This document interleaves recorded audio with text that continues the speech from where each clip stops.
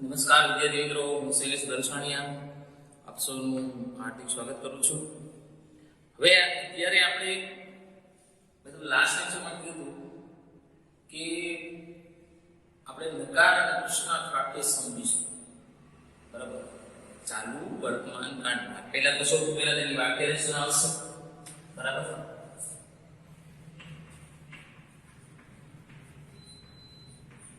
પહેલા વાક્ય રચના નકાર. જો આમાં છે તમે નકાર બનાવવા માટે કઈ નોટ જ ઉમેરવાનો થશે. બરાબર, એટલે પહેલા શું આવશે? સબ્જેક્ટ. બરાબર, પ્લસ એમ ઇઝ આ, એમ ઇઝ આ પ્લસ શું કોણ થાય? નોટ.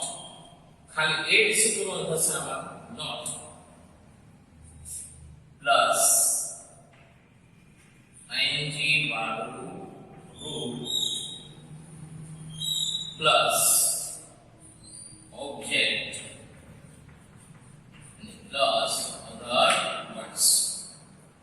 સબ્જેક્ટ પ્લસ એક્ઝાર પ્લસ નોટ પ્લસ ing વાળું root plus object plus other words. હવે એ રીતે વાક્ય રચના જોઈએ છે. પ્રશ્નાર્થ.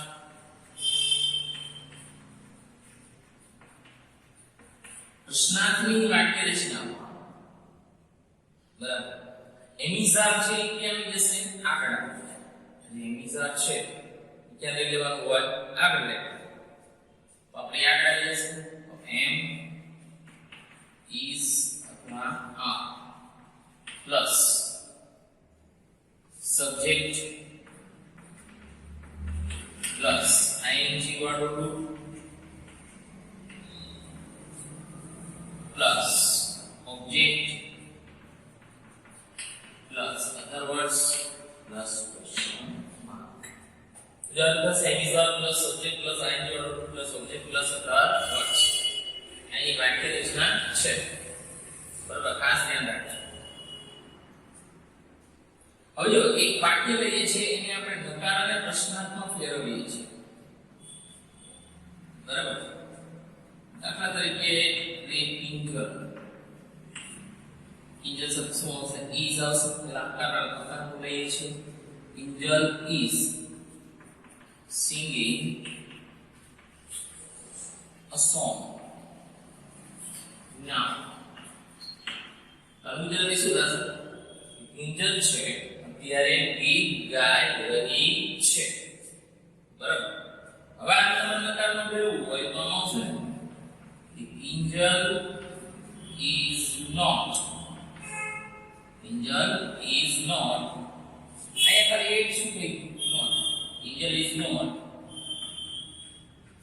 singing a song now. Angel is not singing a song now. હવે આ પ્રશ્ન તો મેળવો is ક્યાં આવી જશે? આગળ આવી જશે. તો આવશે is Angel